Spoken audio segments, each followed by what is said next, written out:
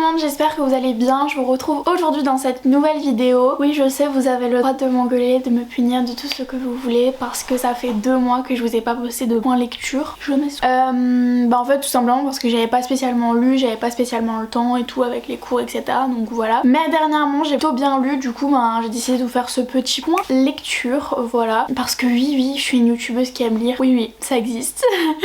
Mais donc du coup voilà, j'ai pas mal de titres à vous présenter et surtout des coups de cœur, donc c'est trop cool. Donc je vais vous montrer tout ça et puis si ça vous intéresse, je vous laisse avec la suite. Franchement, même si vous aimez pas lire, vous pourrez rester sur cette vidéo et je vous donnerai au moins envie de lire l'un de ces livres, même si vous n'aimez pas ça. Le premier livre que j'ai lu, c'est Le seul et unique Yvan de Catherine Applegate, publié chez les éditions du Seuil. Déjà, l'objet livre est incroyable, voilà, dans la bibliothèque, c'est hyper beau. Je viens de me taper avec mon bouquin. Et il a été adapté chez Disney en fait, en dessin animé, donc voilà. L'objet livre est vraiment très beau et donc c'est un livre jeunesse, voilà. Niveau de la typographie, on est vraiment sur quelque chose d'écrit plutôt gros et on a des superbes illustrations. Bon, pas tout le temps, hein, pas tout le long du livre, mais voilà, de temps en temps on a des petites illustrations très mignonnes. J'essaie de vous en chercher juste ici. Donc je m'appelle Yvan et je suis un gorille. Je vis au Circorama, la ménagerie d'un pauvre centre commercial. Je ne m'ennuie pas, j'ai des amis, Stella, la vieille éléphante, Bob le chien errant et Julia, la fille du gardien. J'ai la télé et surtout j'ai mes dessins car je suis un peu artiste. Je suis si habituée à vivre enfermée que je ne suis même pas malheureux. Mais quand j'ai vu les yeux tristes de Ruby, la petite éléphante qui nous a rejoints, j'ai compris que j'allais devoir nous inventer quelque chose, nous inventer une autre vie. Un petit bijou de sensibilité, unanimement plébiscité et récompensé par plus de 20 prix littéraires. Alors ce livre, c'est un bijou à mettre entre toutes les mains parce que c'est un livre qui parle d'animaux enfermés, d'animaux dans des zoos, d'animaux qu'on achète, qu'on maltraite, et vous savez la cause animale qui me révolte vraiment plus que tout, donc je pense que j'étais vraiment le meilleur public pour ce genre de livre. À un moment donné on va se retrouver dans une réserve, voilà, et franchement c'est juste ça qui m'a pas trop plu, c'est que la réserve on l'appelle le zoo et des fois la réserve, j'aurais préféré que ce soit une réserve qu'un zoo, mais en tout cas à mettre dans les mains des plus petits pour se rendre compte en fait de ce que les animaux subissent de la part des humains en fait. Je pense que c'est vraiment un super livre, ça, il est très poétique, il est très touchant, voilà. Il y a des moments c'est un petit peu tire-larme mais en même temps c'est hyper léger parce que c'est un roman qui est jeunesse, donc franchement j'ai vraiment adoré le livre. Enfin il était bien mais pareil cette partie zoo m'a un peu dérangée, mais sinon à mettre dans les mains de personnes pour se rendre compte en fait tout simplement, je l'ai trouvé vraiment bien. Il est léger, on se prend pas la tête dans ce genre de livre, on a juste à lire et voilà, donc c'est je l'aime vraiment beaucoup. En plus ce genre d'ouvrage il coûte 12,50 €, donc si vous voulez offrir ce genre de livre à Noël à votre petite sœur, à votre cousine, à votre fille, enfin comme vous voulez, mais en tout cas j'ai vraiment beaucoup aimé et il est à mettre entre les mains de tout le monde. Je me suis bien sûr pas arrêtée là et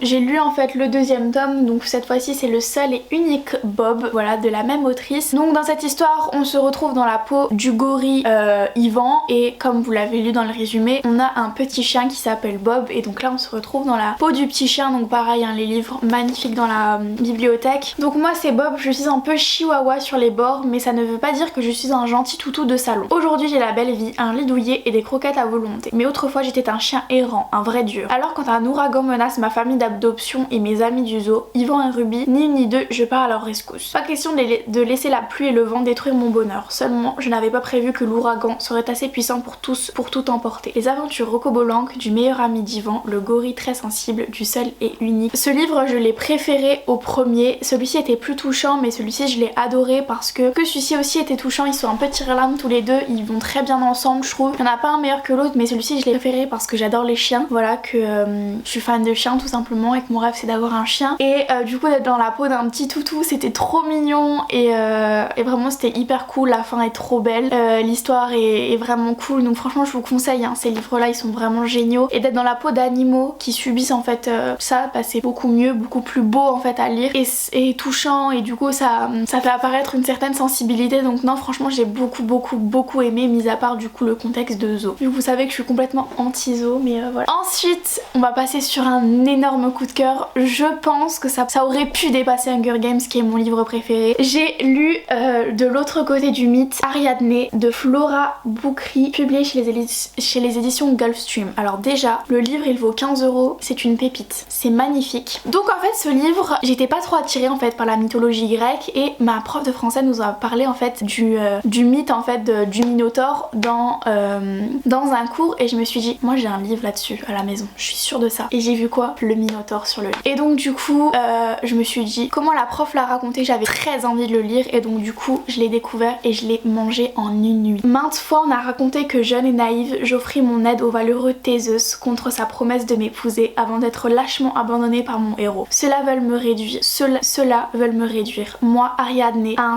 un simple pion dans le grand échiquier des dieux de l'Olympe. Mais que savent-ils de ce qui s'est réellement passé? Je vais vous confier comment, première fille du roi de Crète, j'ai vu 2 frères partir pour la Grèce et un seul revenir, détruit et humilié. Comment mon père Minos, fou de rage, s'est transformé en tyran, exigeant que son ennemi le roi de Grèce le dédommage de la pire manière. Comment, dans les profondeurs d'un labyrinthe monumental, a été enfermée une créature contre nature, mi-homme mi-bête, condamnée à une existence de prisonnier. Et comment nous, Ariadné, Phédra, Phasiphae, les figures de l'ombre, nous avons joué notre rôle ou choisi notre propre destinée. Laissez-vous guider de l'autre côté du Nil. Donc on a bien compris que Théseus c'est Thésée, voilà. Pour ceux qui connaissent un peu la mythologie grecque, ce livre il est juste incroyable. Déjà on a les points de vue de plusieurs personnages et ça c'est juste génial. Il est émouvant et en même temps il est super cool. Il y a bien sûr une histoire d'amour, ce qui m'a vraiment... Voilà, vous savez que j'adore les histoires d'amour dans les livres. Et franchement ce livre là il a été incroyable. J'ai rien d'autre à vous dire, j'ai pas envie de vous spoiler. En soi l'histoire elle est très courte mais c'est vraiment un de mes livres préférés. On ne s'ennuie pas, il y a tout le temps de l'action. L'histoire d'amour elle est passionnelle, elle est trop belle. La fin est juste wow, personne ne s'attend à cette fin là. Et j'étais hallucinée, choquée, je vous le conseille, c'est un des meilleurs livres que j'ai lu toute ma vie. Ensuite encore un coup de cœur parce qu'un coup de cœur n'arrive pas sans un deuxième coup de cœur. Je me suis procuré La pire soirée de ta vie. Tu vas devoir faire des choix mais feras-tu les bons de Andy Rawski, publié chez les éditions 404. Donc c'est un livre, c'est le livre en fait de la youtubeuse Andy Raconte tout simplement. Alors moi je la suivais, j'adore ses courts-métrages etc. mais je l'ai pas du tout acheté parce que j'étais en mode fangirl etc. J'ai juste vu que c'était un livre dont on est le héros en fait et on en retrouve vraiment très peu. Et j'en avais lu un quand j'étais petite d'un livre dont on est le héros et j'avais adoré et c'est juste le type d'histoire que préférée en fait. Et vous le savez si vous me suivez depuis le début de ma chaîne, vous savez que j'adore ce type d'histoire. Et donc là j'ai vu que c'était ce genre d'histoire et je me suis dit wow, j'ai envie de l'acheter. Donc je me le suis acheté en début d'année. Je l'ai malheureusement pas lu à la période d'Halloween mais je l'ai lu là dans les jours qui précèdent aujourd'hui. Mais en tout cas j'ai vraiment adoré et je vais vous lire tout de suite le résumé. Un manoir, un passé sanglant, une soirée qui vire au cauchemar. Halloween dans un manoir en pleine campagne. Tu es invité avec toute ta bande de potes à la soirée de l'année. Une fois sur place, Victor, votre hôte, vous raconte l'histoire morbide de la vieille demeure. Il y a 100 ans, un homme dans un excès de folie a sauvagement tué toute sa famille. Avant de se faire exploser la cervelle, depuis on l'appelle le baron sans tête et la nuit on peut l'entendre pleurer dans les couloirs de la maison. Alors que tu te moques clairement de ton pote et de ses histoires de fantômes à 2 balles, un cri strident résonne et la soirée bascule. Dans cette histoire, 11 fins sont possibles. Pour survivre, sauras-tu faire les bons choix? Donc du coup, cette histoire elle est dingue. Déjà on a 11 choix, on a 11 fins possibles en fait et bien sûr il y en a qu'une qui est la bonne je pense. Moi j'ai lu une des fins voilà qui m'a amenée à la moitié du livre. Voilà, et à la fin j'étais là en mode. Et ce type d'histoire c'est vraiment à n'en pas dormir la nuit parce que déjà elle était un peu effrayante, voilà. J'ai vraiment trouvé la manière d'écrire effrayant et en plus je l'ai lu la nuit. Mais moi qui visualise beaucoup en fait ce que je lis, c'était très réussi. Donc moi bien sûr j'ai trouvé une des fins qui n'était pas du coup la bonne, donc il va falloir que je le relise et le relise. Mais c'est ce genre de livre qui est casse-tête parce que à chaque fois tu peux lire tout le livre jusqu'à en fait te rendre compte que merde c'était pas ça. Mais en fait c'est ça qui est cool, c'est que du coup tu le relis plusieurs fois et tu découvres en fait ce qui est disséminé et finalement dans la lecture tu te rends compte en fait. Et à la fin en fait pour mener à la grosse révélation, donc par exemple à la fin d'un chapitre on te dit si tu veux faire ce choix là va en chapitre 46, si tu veux faire ce choix là va en chapitre 38 tu vois. Et c'est hyper stylé et j'adore ce genre de livre donc franchement. Du coup ce livre n'est pas terminé en soi, hein. J'ai vraiment beaucoup aimé. Le seul truc qui m'a dérangé c'est que l'histoire était pas en mode je, c'était tu à chaque fois. Elle l'a mis à la deuxième personne du singulier et du coup c'était comme si on me décrivait le truc et c'était pas moi qui étais dans la peau donc c'était assez perturbant au début. Mais voilà, je vous avoue que les graphismes et les illustrations sont incroyables. Vraiment c'est hyper bien fait et j'ai trop hâte du coup de me concentrer et de le relire encore et encore, mais les illustrations sont magnifiques hein. Et du coup non franchement je suis trop contente et j'ai vu qu'elle a sorti un autre livre il y a pas longtemps parce que celui-ci date un peu, mais du coup de nouveau un livre dont on est le héros et je compte bien me le procurer bien évidemment quand j'aurai terminé du coup et dénoué en fait cette histoire complètement folle. Pour terminer je vous avais parlé du tome 1 d'Écureuil et table de 8 de Ludovic Lecomte. Les illustrations de Delphine Marshall publié chez les éditions Ella. J'avais lu le tome 2 Pipistrelle, étape de 7, et bien sûr j'ai lu le tome 3 enfin qui est Aïe Aïe Aïe, étape de 6. Donc les tomes ils sont un peu individuels, donc bien sûr ce qui est bien c'est de les lire dans l'ordre, mais en soi je vais pas vous spoiler en vous lisant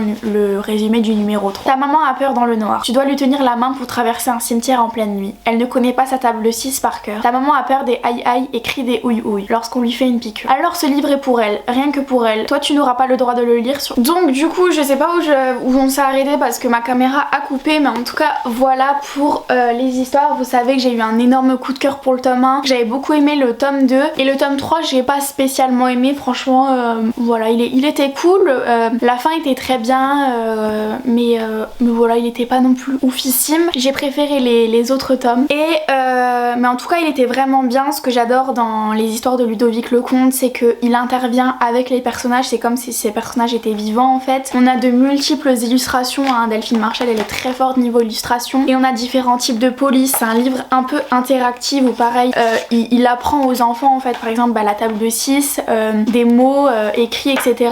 Là on commence, le livre était un peu long celui-ci, je vous avoue que j'ai eu du mal à le finir, mais en tout cas il était vraiment cool et non je vous conseille vraiment à lire, je sais pas pareil à des petits autour de vous, c'est vraiment de super livres à offrir, j'ai vraiment beaucoup aimé. Maintenant j'ai un énorme coup de cœur pour le tome 1, vous savez. Je pense pas que c'est une saga que je vais relire parce que le tome 1 j'ai lu 2 fois déjà, mais en tout cas j'ai beaucoup aimé, je vous les conseille voilà à lire une fois. Peut-être vous arrêter au tome 1 et 2, mais en tout cas le 3 il est bien à découvrir, mais encore une fois à relire je ne pense pas parce qu'après les livres jeunesse voilà on les lit une fois et puis c'est bon, mais en tout cas j'ai beaucoup aimé, surtout l'interaction en fait, c'est ça qui te fait rester dans le bouquin parce que sans ça en fait il serait un peu plat, mais en soi j'ai beaucoup aimé. Vous savez que j'adore les histoires avec des mondes parallèles, des fantômes etc, c'est mes histoires préférées et du coup là c'est totalement ça et en plus de la jeunesse, donc j'ai adoré. Donc voilà tout le monde pour ce point lecture, j'espère vraiment qu'il vous a plu. Si vous en voulez d'autres likez, malgré ça j'en referai quand même parce que j'adore vous parler de mes dernières lectures. Voilà vous avez vu que je me suis acheté cette petite bibliothèque et du coup voilà c'est vrai que j'adore lire, hein. Ma passion elle est pas passée depuis que je suis petite, c'est vrai que je lis un peu moins et que je vous en fais un peu moins parce que pas tout le monde aime lire, mais franchement je vous conseille parce que même si vous aimez pas lire, il y a des ouvrages qui franchement se lisent hyper vite et j'espère que je vous en donnerai envie d'en lire quelques-uns. Donc voilà, si cette vidéo vous a plu n'hésitez pas à la liker, à vous abonner, je vous retrouve très vite pour une nouvelle vidéo. D'ici là prenez soin de vous, bye bye.